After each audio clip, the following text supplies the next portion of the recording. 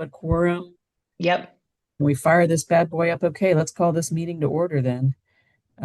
So Courtney did put the link to the agenda in the chat, which you should have gotten it ahead of time anyway. And I'll share my screen here too. Yeah. And I told everyone before, but I'm working with one screen on my laptop instead of my normal three. So if I look very panicked and uh, just staring at the screen or clicking around, that's what's happening. Okay, you should be able to see it now. Okay. Um, I will entertain a motion to approve the agenda.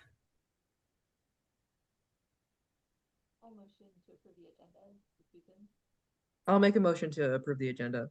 Andrea made the motion and a second I'll second. from Tabitha. All righty. Do we have someone taking minutes? Is that you, Susan, or someone else? It's Nope. me. It's Vanessa. Okay, Vanessa. Oh, I just don't see you there, Vanessa. Sorry. It's okay. Yep. All righty, great. I just wanted to make sure before Yep. we went any farther. Okay, so we had a motion and a second. All in favor, say aye or thumbs up or something along those lines. Aye. Hi. Any opposed? Nope. Sounds like we got an agenda. Okay, you should also have your minutes from the May 5th meeting, not the February meeting, but the May meeting. We do a lot of copy and pasting. Yep. Was not a terribly long meeting, but are there any additions, corrections, deletions?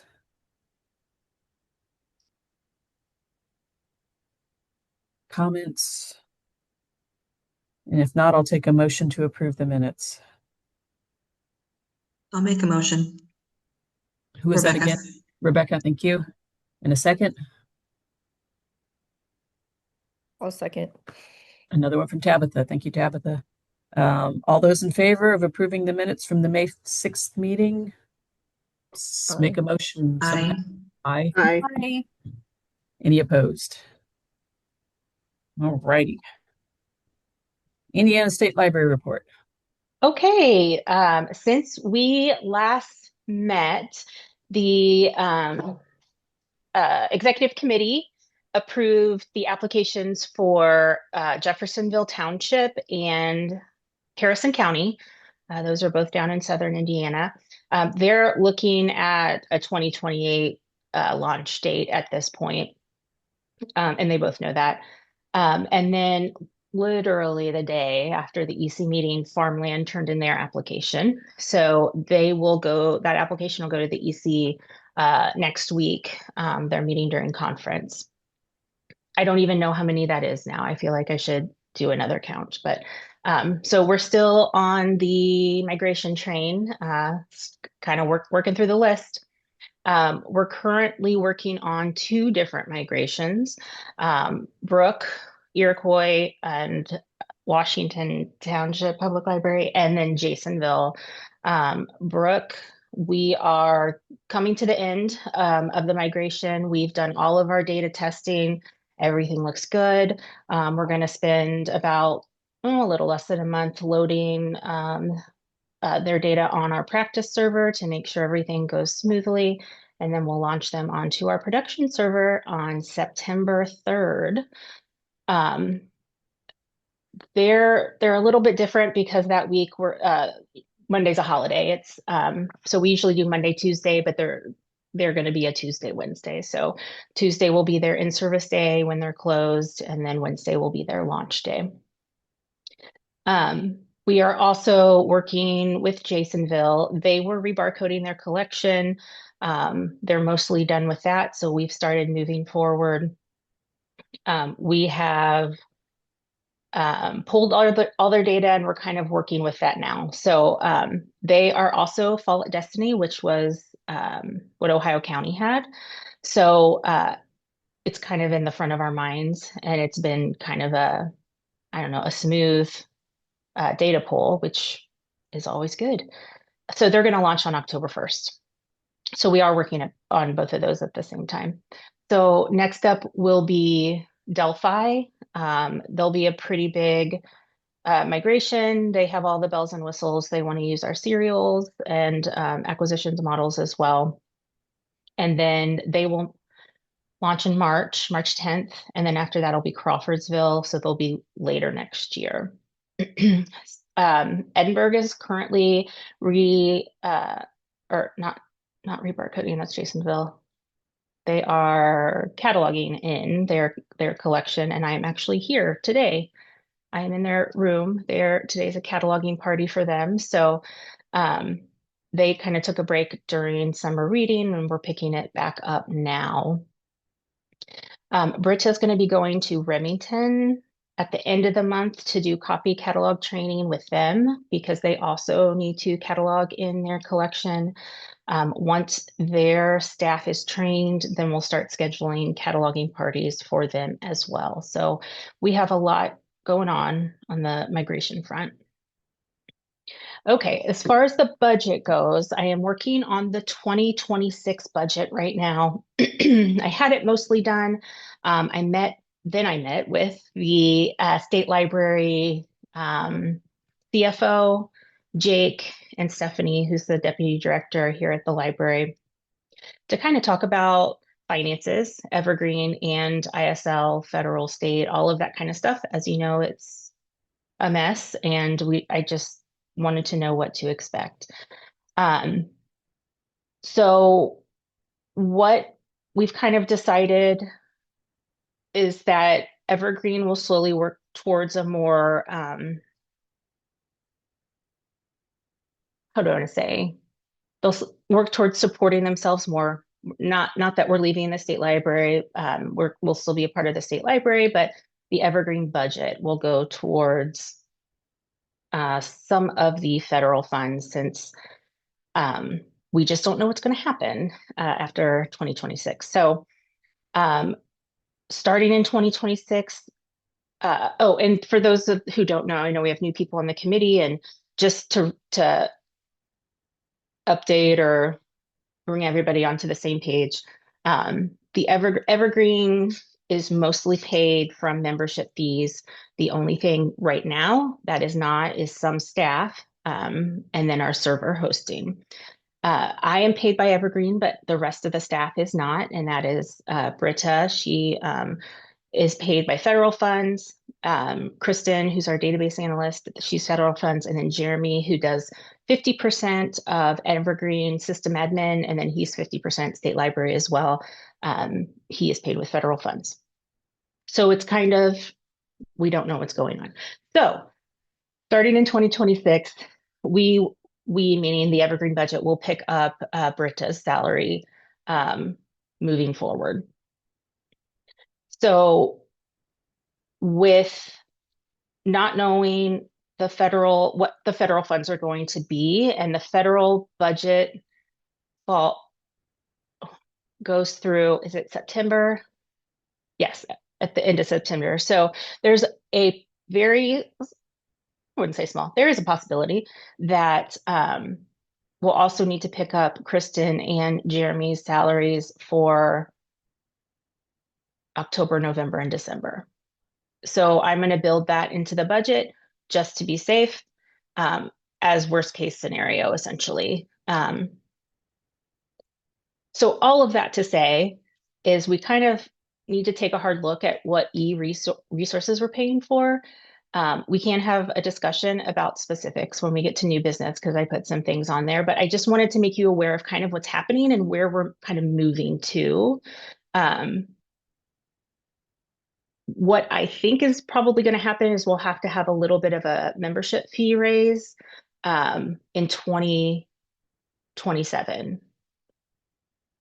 Unless, federal funds are restored and everything is wonderful and nothing bad ever happens to libraries ever again. But I'm a realist, so I'm getting the budget ready for moving forward.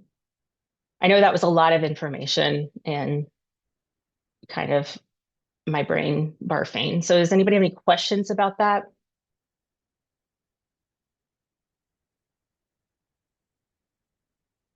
All right.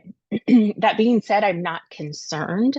I've done the I'm a planner, so I've done absolute worst case scenario.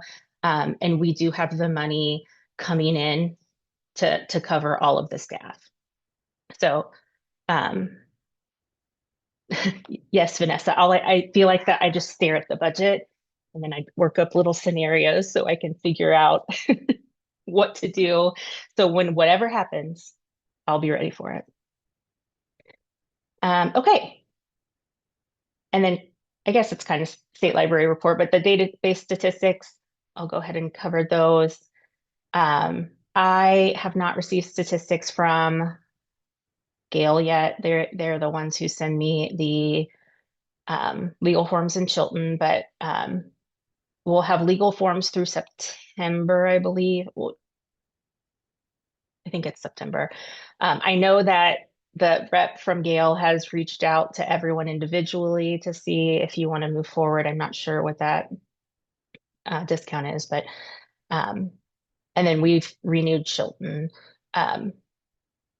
Novelist, I don't know what happened in June that our views went way up, but we seem to be back kind of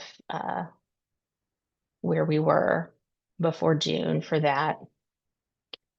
And I know Gale Courses is not really us, but I just like data, so I stuck it in here as well. Does anybody have any questions about GATS? One thing,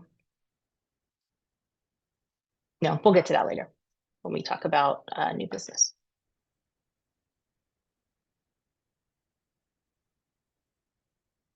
Okay.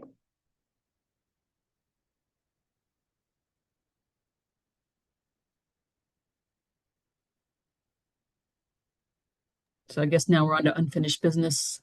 The rules of governance.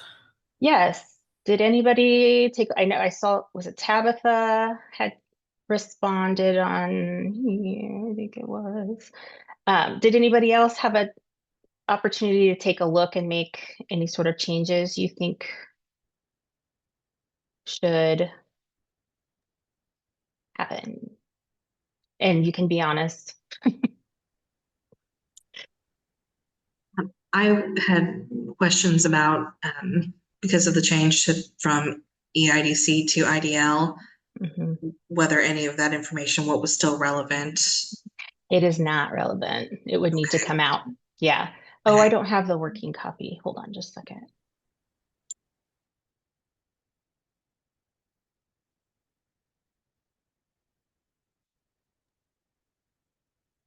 Yeah, I think yeah, there are your comments. Sorry about that. Yeah, so that will definitely need to come out. And I don't know if this would be a good time to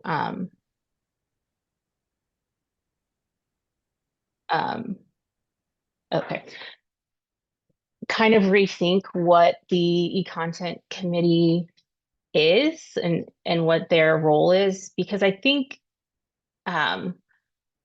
the Overdrive Consortium was a big part of that when it was formed, and now that that's not, you may want to look at what, what the core is of the committee.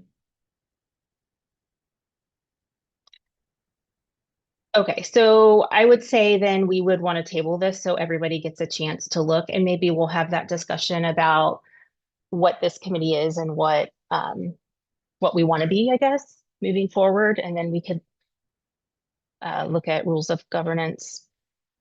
Does that work for everybody?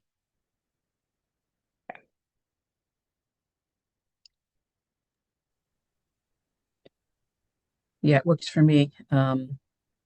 I keep thinking if the budget keeps shrinking, maybe there won't be a need for an e-content committee. Yeah. So something to think about. New business, new officers. Yes. So we, yeah, Crystal likes that. So yeah, so we're on a term. So anyone who wants to be, we need a new chair and a new secretary if the current chair and secretary don't want to continue. I would love if someone else would continue as chair, and I will say it's an extremely easy job. Pretty much Courtney does all the prep ahead of time, and I just show up and run the meeting. So I encourage someone to take it on. Is anybody Yes, interested? I would happily abdicate my secretary position to someone All right. else. So yes. All right, we are looking for a new chair and a new secretary.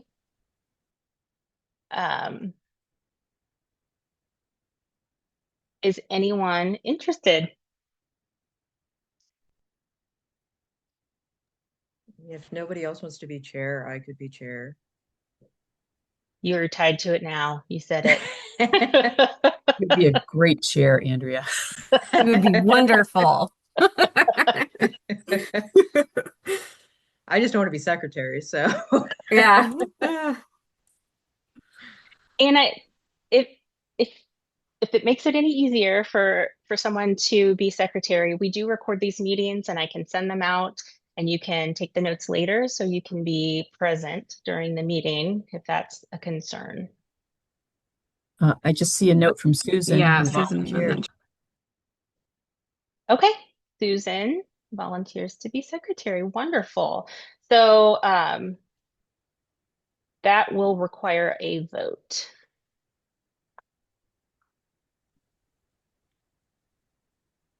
You're muted. Yeah, I realized that as soon as I did. So we need a motion from to make Andrea Rowe the chair and Susan Jerger the secretary. Do I have that motion? I make the motion, Rebecca. Thank you, Rebecca. A second. I'll second. Tabitha, all in favor? Aye. I Woohoo! Any opposed? Excellent. Thank you both for stepping up. Yes, that's great. Looks like next thing on here is something about New Wave legal documents. Yeah, the rep from New Wave, I get reach out to Andrea or Andrea. I don't know if he reached or you reached out to him. I guess it doesn't matter, but he did yeah, I reached ask. out to him since Gale Legal Forms is going away. People use our legal forms quite a bit, so our courthouse is always sending people here. You have to find a replacement. So I contacted New Wave, and then he, in his salesman way, was like, "Hey, well, you're part of Evergreen, so can I, pass my information along?" So I did. So.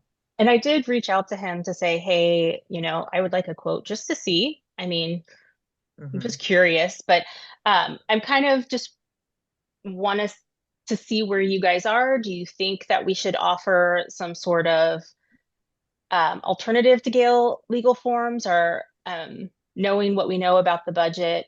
It might not be the smartest to move forward, but it really depends on price. I mean, if he's saying like it's going to be $3,000 for the consortium, I feel like that would be a good, so I kind of just want to see where you guys are. I think it doesn't hurt to listen. Yeah. I think it's worth it to check in and see what possible options there are, because I know our patrons really, we get a lot of people asking for legal forms over here at CPL, and Gale forms going away is of course disappointing, but if there is something, even if it doesn't have as much but offers at least a little bit to help, I think that it would be worth it to at least look into it and to budget it out. Yeah, I would be curious to know because we have New Wave now and it is very affordable. So I'd be interested to know what that quote is for the consortium. I'm curious just because I have no frame of reference. How much are you paying for it, Vanessa? Sorry, put you on the spot. Let me see if I can find it real quick. Hold on. Okay. The quote he gave me we serve around 16,000 people was $325. Wow. That- Okay. I used to have New Wave, and we served 55, and I think it was under. I want to say it was 700 and something. It's been a couple years, but it is cheaper. Okay. I would also recommend everyone, because I talked to my reference staff about the fact that Gale's going away, and So what they did is kind of went back through their greatest hits to see like which legal forms people are always asking for, and went ahead and downloaded those now so that we can just print those off and give to people. So I make that recommendation to your staff to get those guardianship forms and mechanics liens and things that people always seem to be asking for. That's a good idea. Yeah. Okay. Okay, so But I yeah, I will do get recall with New him. Wave being really affordable. Now, they're not as comprehensive as Gale, but they'll have the basics. So Yeah. Okay. let's hear what he has to say. Yeah. Okay. Mhm. And he did talk about setting up a trial, and when that gets set up, I'll send that information to you all so you can work through it and see how you feel if you're not already familiar. And Yeah, I I see. can't find it right now, but I can always get back to you, Courtney. Yeah, that's fine. All right, I see a collection HQ on here as well. Okay. So okay. I hate to say it, but Library IQ is incredibly expensive. I know that libraries love it. I know that libraries use it. I don't know how much it's used, but I know there are some libraries who really, really use it. But it is $82,000, and it goes up each, each time you renew. Um, so I'm wondering if we can find something similar that can kind of scratch that itch, but not be so much money, essentially. So I had a meeting set up with the rep from Collection HQ. I was hoping to bring a quote here, um, but we couldn't meet last week. So I'm actually meeting with her tomorrow. So I will send all of that information to you. But I kind of wanted to have a discussion about the other big one, big expensive databases that we use. Um, okay, Susan, that's good to know. Um, I lost my train of thought. Oh, the other real big one that we have is the no, I'm just having a brain blank. Hold on. Novelist. Novelist. Novelist Select is the other big one.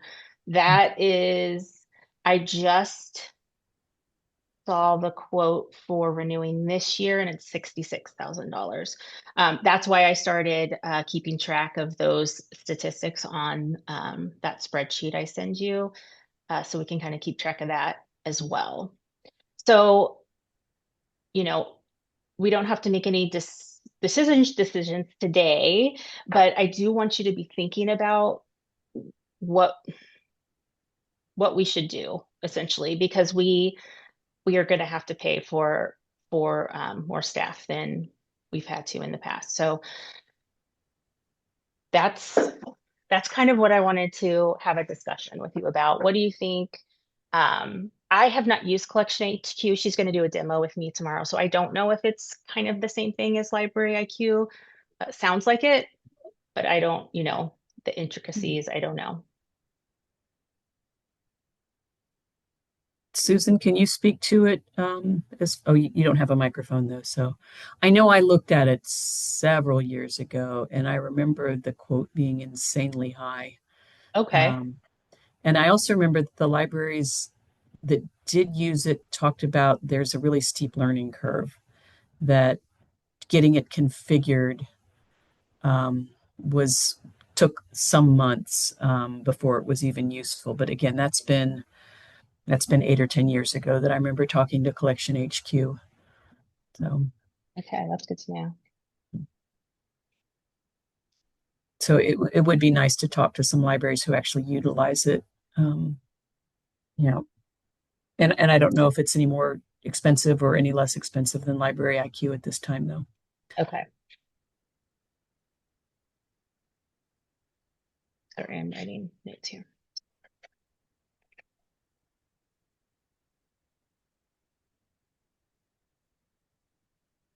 Okay. The rep made it sound like it would be cheaper than Library IQ, but of course he's going to do that. And we can always play them off each other too. If they come up with a better quote, go back to Library IQ and say, hey, we're going to jump ship. So That's true. Yeah. Yeah, I feel like I would feel better if we paid about half of that for Library IQ, quite honestly. Mhm. But I'm looking here. What's Susan. I prefer Collection HQ's reports to Library IQ, but that might be because of familiarity. Their customer service was excellent. We use prefixes at our locations and they worked with us on that. Library IQ isn't as useful for us with just shelving locations. Okay, that is also good to know. Has anybody else on the committee used Collection HQ? We had it years ago, probably 10 years ago. And I remember it being pretty similar to Library IQ. Okay. I guess the other thing is, and I don't have any historical knowledge, I'm not really sure when we uh, started Library IQ, but I don't, you know, that's a pretty big resource that's being used that we would take away from the consortium. So I think we just really need to think hard about that. I mean, people are going to be upset no matter what happens, Yeah. but I don't think we've had it that long, honestly. It's been a few years, but okay. it's not like we've had it from the start or anything. Yeah, it hasn't been that long. Okay. That's good to know. I couldn't find a whole lot. Oh, but that's the other thing is written into the contract that I found is we have to give a 90-day written notice if we're not going to renew. So it runs through the end of the year. So it would need to be October. And this committee meets after that. So we might want to have a special meeting to talk about Library IQ. Okay. Anything Okay. else about Library IQ or Collection HQ or anything you want me to ask the rep when I meet with her tomorrow?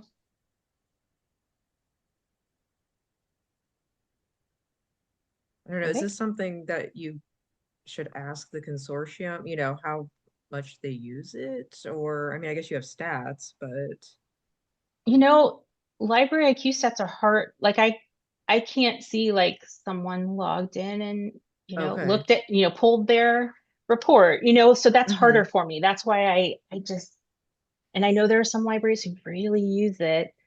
I'm also going to bring it up with EC next week Okay. as well, of course.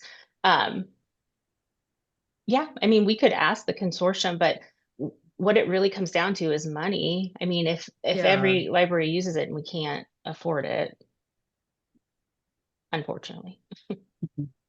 Yeah. Would there be a way to make the common library IQ reports easily?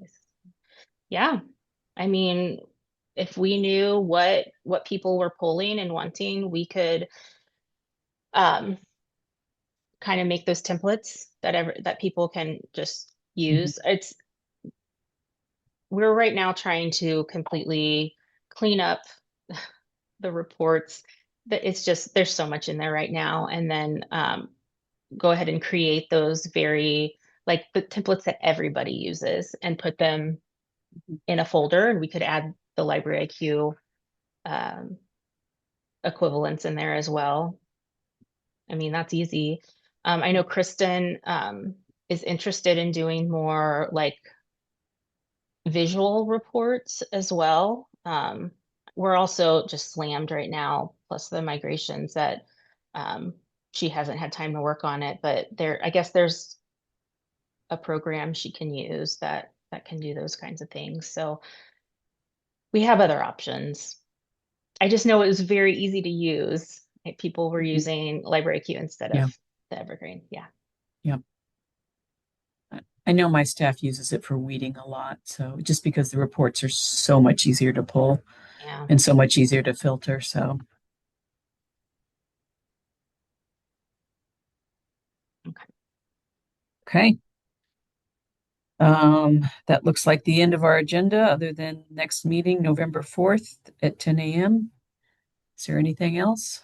I guess I did forget to mention that conference is next week on Friday, the 15th.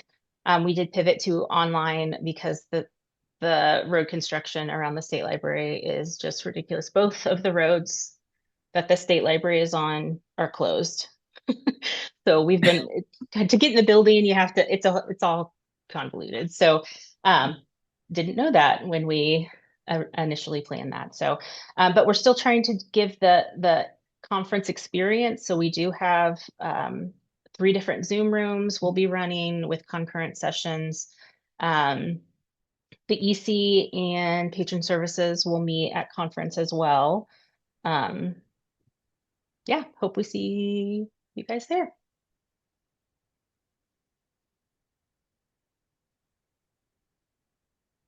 Okay. Well, if there's nothing more, I'll take a motion to adjourn. I'll motion. Thank you, Emma. A second I'll second. from Tabitha. Tabitha has been our seconder today. I appreciate that. All those in favor, please say thumbs up. All right. Aye. Thank you, folks. Hopefully see you next week. And if not, we'll see you in November. Yeah. Bye, everyone. Thank you. Bye, everybody. Bye.